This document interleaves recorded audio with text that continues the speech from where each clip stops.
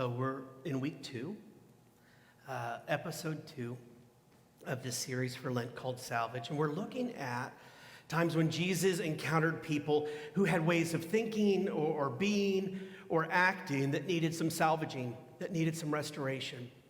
And like the restorations we mentioned last week that you see on HGTV channel, the transformations, the reveals, right? They are always must-see events. They are must-see TV. They make for good stories, and they're inspiring. And so my hope is that as we prepare for Easter, as we journey through Lent together, that we are inspired because we have learned from the stories and from the scriptures, that we can learn something individually and as a church as we prepare for what's to come. Now, one way for us to look at all of these stories actually is this Bob Dylan song, Broken. Everything is broken, or let's just say everyone is broken, right? Because we're all broken in different ways. Last week, it was Nathaniel, his biases, his prejudices, his doubts that kept him stuck in a small worldview that certainly nobody from the town of Nazareth would ever amount to anything. Nothing great can ever come from that area. And so we looked at that. This week is a story of a man by the name of Zacchaeus, whose brokenness, you'll start to see, had him climbing up a tree, a sycamore tree, in a desperate bid to find something new when Jesus arrived in his city. And so we're going to be hanging out in Luke chapter 19. If you want to follow along, you can do that, or you can read it later. Also, just a reminder that there's a study guide that goes along with all of these teachings. You can get those online. You can also get them at the exit back there. Please get into your Bibles. Get into something. Read them. Don't just take my word for everything. God has given you a brain and understanding and people around you and wants you to figure some of these things out for yourself. So please take advantage of that. Now, in the story, Jesus has entered a city by the name of Jericho. The name may be familiar to you if you were raised in the church.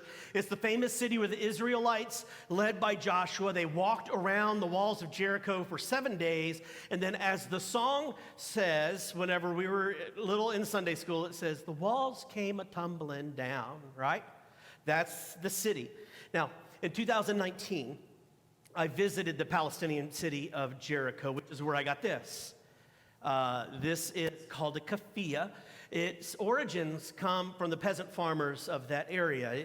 It actually, even in the summer, is great because that area is so windy and so hot and so dusty that it is something that can help protect you from all of those elements. It later became a symbol for those who led a revolution against any country that came in to colonize that region.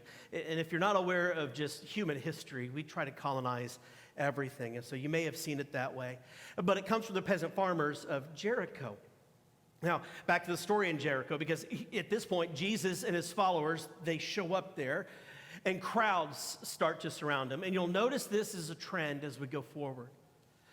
Anytime Jesus entered somewhere with his entourage, with his disciples, his followers, crowds would show up. And Luke describes it the way that Carol read it. This is what he says. He says, Jesus entered Jericho and was passing through it. A man there was named Zacchaeus. He was a chief tax collector and was rich. He was trying to see who Jesus was, but on account of the crowd, he could not because he was short in stature. And so he ran ahead. He climbed a sycamore tree to see him because he was going to pass by that way. Now, this story, you need to know, also only shows up in the Gospel of Luke. This is where you find it. And in Zacchaeus' brokenness, it seeps through one sentence that most of us would overlook because we don't fully understand the context of. He says, a man there was named Zacchaeus. He was a chief tax collector, and he was rich. And in that line there, if you know the history, you will see that there's brokenness in it. So let me give you some of the context. Now, before I do, I have to make a confession and ask for forgiveness because I used to be a tax accountant, and I have the propensity to make fun of modern-day tax collectors, IRS people, right? I do it in jest. I have nothing against them. And so if you are family, especially now that we're in Kansas City and the IRS is here, and I'm sure they're listening to me, I promise I'm being kind. No.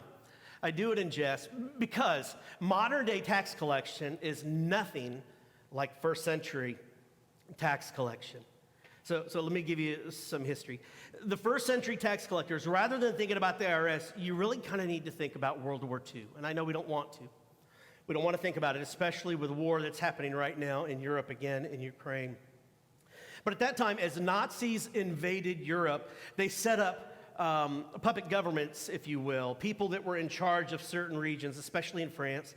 And the French people, there would be some French people who collaborated with this government. And when they collaborated, when they were seen to be betraying their people, they were selling them out, they were turning in their neighbors, their co-workers, even their friends to the Nazi power structure.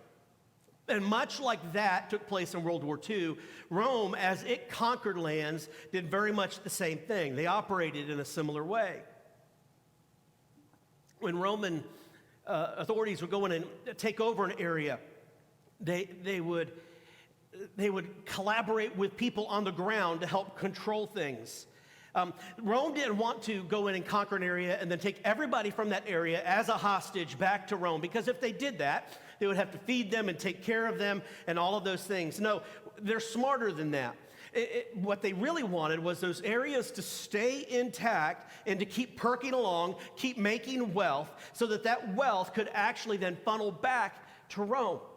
And what Romans needed were people who were on the inside, people who had knowledge of where the wealth was. After all, there were no banks, there were no online places, there was nothing governmental that helped them know and discover where the wealth laid at. So a lot like the Nazis would get people in France to help co-collaborate with them, Romans got collaborators, people who were willing to sell out their neighbors. They found people like Zacchaeus, broken people. And what they did with him is they elevated him and others like him to the position of a chief tax collector. They provided him with protection from the Roman military so that if his neighbors got angry with him, too bad. There's nothing they could do about it. They couldn't go after him. And then they gave him the right to point out where the wealth was. You know, it's like, hey, I know Harry lives in a modest house, but did you know he actually comes from money? He does. He inherited his dad's sandal factory. And he's very frugal. He's not going to ever show you what he's got. And so it was those insiders that knew where the wealth was at. And the Romans would then be able to tax Harry at a rate that they thought was the right amount, regardless of the way Harry lived. And the smart tax collector, and I use smart in quotes, by the way, would learn how to double dip. The smart tax collector would go to Harry and offer him, let's just say, an opportunity to stay silent about Harry's wealth for a small consideration. Okay, a bribe. Bribes were normal. It's a way of doing business in the Roman-controlled areas. And so he would take a bribe from Harry, and then the even smarter tax collector would go ahead and report Harry's true wealth to the Romans. Why? I mean, what could Harry do? The Roman military protected the tax collector. And so the fact that Zacchaeus, it says, was rich meant that he was indeed a smart, crafty, devious tax collector. So hear this part closely. It wasn't just that tax collectors got wealthy from their double dipping. It was that every unjust penny they collected was a betrayal of their neighbors and their co-workers and their families to an occupying government. That was Zacchaeus' job. You know, I wondered, while working on this message, I started to wonder about Zacchaeus and why he would actually choose such a job. Why would he choose to be a despised tax collector? Why would he choose to work against his own people? What would compel a person to do such a thing? And while we don't know, and it's dangerous to put words into the Bible, I couldn't help but wonder. I mean, could it be because he was known as a short man? I mean, in our modern world, we actually have a song. He was a wee little man. A wee little man was he, right? Is it possible that throughout his life he was teased and he was left out and he was ridiculed? Because here's what I know about human nature is when we hurt and when we're laughed at and when we are excluded, we tend to do whatever we can to get the upper hand in our lives. We do whatever we can to feel better about our place in life. Here is the truth that I know, is that hurt people hurt people. Broken people break people. You know, Jesus once asked, after this encounter, Jesus asked once, what good does it do to you to gain the whole world but lose your soul? I wonder if he was thinking about Zacchaeus in this. You see, Zacchaeus, in that world, he had it all. I mean, from the outside, he had wealth, he had position, he had security, he had privilege. But isn't it funny that the one that looks like they had it all was probably the most broken in that community? I think that every day Zacchaeus went to work, he got a little more broken. One dear friend betrayed the Roman occupation government. Break. One family with small children forced to give every penny away. Broken. One bribe accepted. Broken. One bribe betrayed. Broken. And he got richer and richer and richer. And I believe it was tearing him up inside. You know, years ago in seminary, I was learning a lot about Martin Luther King Jr., and he was the key figure in the civil rights movement in the United States.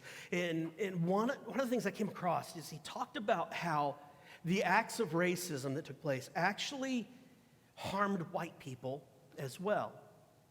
He said this. He said, in the final analysis, the white man cannot ignore the Negro's problem because he is part of the Negro and the Negro is part of him. And I know using the word Negro sounds weird coming from me, but this is how he spoke. He said, the Negro's agony diminishes the white man, and the Negro's salvation enlarges the white man. You see, what he's pointing at is the one who does the harm is also harmed by the actions because we are all connected. Racism damages the very soul of the racist person. With every racist statement and every racist action that's committed, their soul breaks and dies all the more. Just as the collection of taxes by Zacchaeus harmed him with every collection that he made. And the more torn up inside he was, I believe the more tore up he made other people's lives, and vice versa. Again, Zacchaeus was probably stuck in this hamster wheel of breaking and breaking and breaking, and all the while looking normal to everybody else that was outside around him. But on this day, something had to give. He heard that there was this man named Jesus that was coming to town, and something within him just had to get a glimpse. But in order to do this, he had to make a choice to climb a tree to see over the rest of the people because he was short. I mean, isn't it tragic? And one person's brokenness can break others. Zach, I'll call him Zach. He broke other people, made them broke as well, by the way. Hurt people, broken people, break people. Now here's the thing. I know none of us would do this, but maybe I'm just going to guess how this might look like in our world today. How does broken people break people? Well, how about this? We have a bad day. I don't know what it was. Maybe at work, maybe your boss is a jerk. But you're having a bad day, and all of a sudden, next thing you know, the person at the convenience store, the checker, all of a sudden they're having a bad day too. Or you're having a bad day, and then you go home, and next thing you know, your family is all of a sudden having a bad day. That's how it happens. And it's more than that. We see brokenness lived out all the time. We see it in every mass shooting that happens. In where Tammy and I just moved from Joplin, there was a shooting and 2 officers were killed this last week. Brokenness. You see it in every racist incident that happens. You see it in every violent act against women that happen. You see it in Ukraine, in war, brokenness. Our internal pain is made visible by every atrocity that occurs. Our brokenness is a terrible thing, and it breaks so many other people along the way. And it's in these broken moments, I believe, that we need hope and we need healing. Now, let me go back to 2019, because while we were in Jericho, The tour bus stopped, and a guide came on the cabin sound system, and he said, if you look to your right, you will see where tradition says, by the way, if you ever go to Israel and Palestine, they will say, tradition says certain things happen. Tradition says that over there is the tree that Zacchaeus climbed. And as I looked at it, I imagined a short man climbing to see over the crowds. I took a picture of it. Now, was this the actual tree? I doubt it. I just do. I can imagine that it's 2,000 years old, but I could be wrong. It didn't matter if it is or not, because once he said that, half the bus emptied out. Every pastor on the bus emptied out just to get a picture of it, because we're tourists, and that's what we do. And I stood there, and I imagined Zacchaeus mostly hidden behind the leaves and behind everybody, kind of looking over the crowds, this crowd that despised him, or so he thought, until Jesus came by, and Jesus saw him. And kind of like last week when Nathanael started to show up and Jesus could see him, he called him by name. Nathanael, this is the same thing. He sees Zacchaeus and he's like, hey, Zacchaeus, I see you. And I imagine that in that moment, in between him saying that and what Jesus was going to say next, there's something that happened in the religious people that had begun to follow Jesus that day. I think on their lips were starting to have cheers. Yeah, Jesus saw Zacchaeus. Surely this would be the moment that this rabbi would call him out. Zacchaeus, I see you. I see how you're swindling and blackmailing and selling out your people. Can't you just kind of see and imagine the smiles on their faces, those who are watching? Maybe even they're hoping that the very next words are like, Zacchaeus, you rotten little man. Or wait, we rotten little man. You make sure that they throw the short thing in there. In the name of God, I denounce you. I mean, that's what they're hoping for.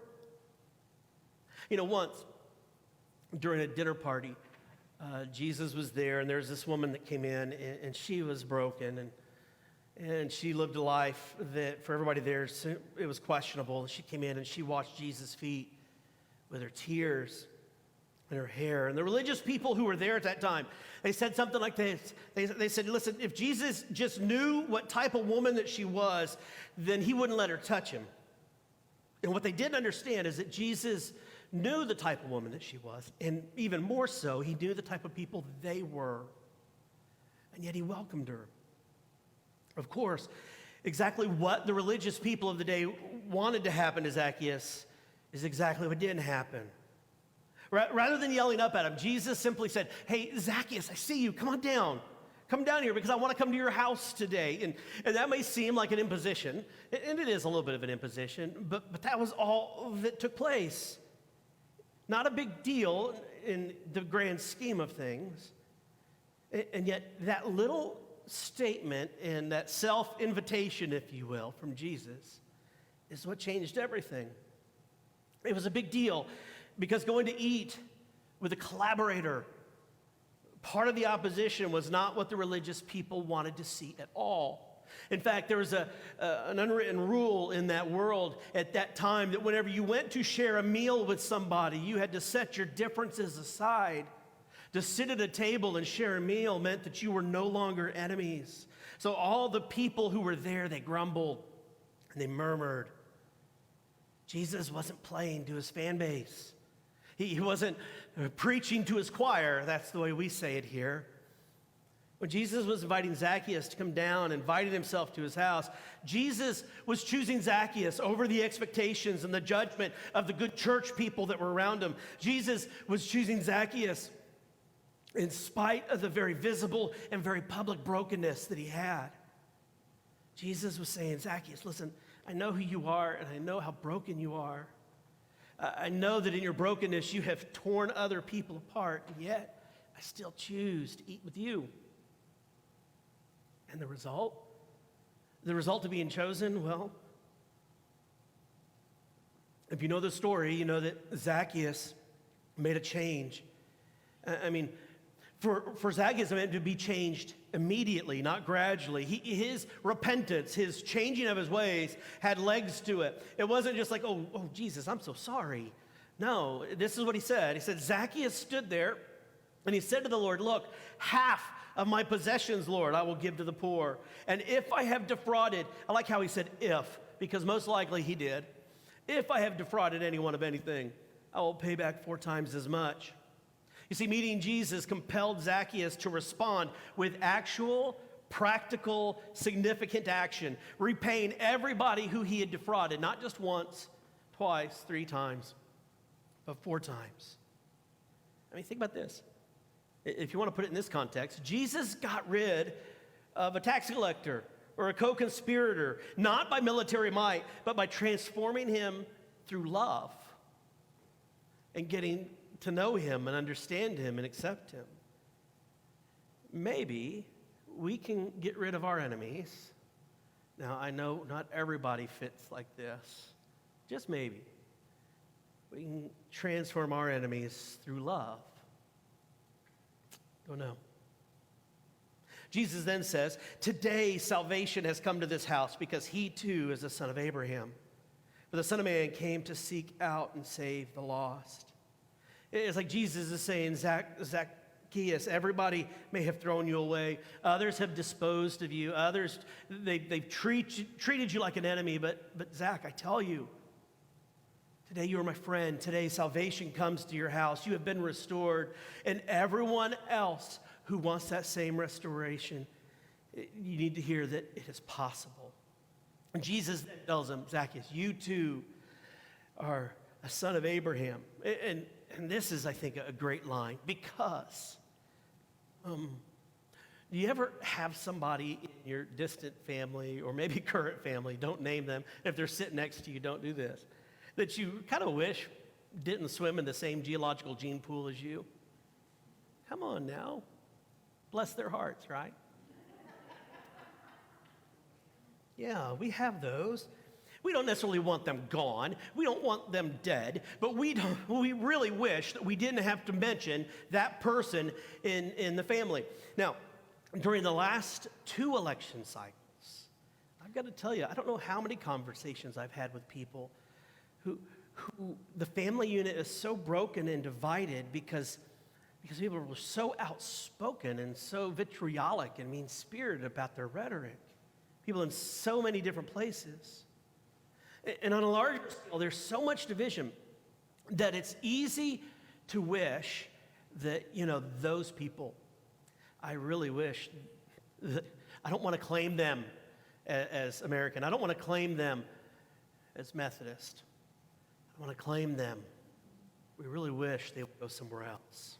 So when I hear Jesus having to remind all of the religious folks right there that Zacchaeus too was a son of Abraham, it was a reminder to them that yes, even though he has sinned, by the way, sinned differently than you. Because, no, wait, none of you sin. He sinned differently than me. He is still a child of God. And I can understand that. You see, all of the other members of Abraham's family up to that point probably would have rather preferred that Zacchaeus didn't swim in the same religious gene pool as them. Zacchaeus, in his brokenness and in his betrayal, it was who he was. He betrayed his people and therefore his faith and therefore his humanity. And yet Jesus, knowing full well every place Zacchaeus was broken, restores it all. Today, he says, salvation has come to your house. Today, you too are a son of Abraham. You are a child of God. He is restored and made fully human again. He is made part of God's people again. Listen, each one of us is broken in some way. Perhaps like Zacchaeus. Maybe we're like, well, I'm not that broken. But we're broken in some way. Maybe it's our job that's sucking out our souls. I don't know. It was his job. Maybe it was past hurt that is sucking out your soul. There are so many ways that we're broken. And when we do, there's so many ways that we break others and that we betray who God has created us to be. And there are times and there are places where we feel like we are just as broken and tattered as Zacchaeus. But the good news is this. The good news is that Jesus brings salvation. And Jesus brings restoration. That Jesus restores us. If you allow that to happen, into the people God created us to be. The good news is that the Son of Man came to seek and save who, he said? The lost. Not the perfect, not the found, but the broken and the lost. In other words, you and me. So may we lay down our brokenness at the feet of the one that has the power to redeem it. And may we be honest with our brokenness, and in so doing, experience restoration. And when we do, may we be the people who share our restoration stories so that others may experience the same. In the name of the Father, Son, and Holy Spirit. Amen.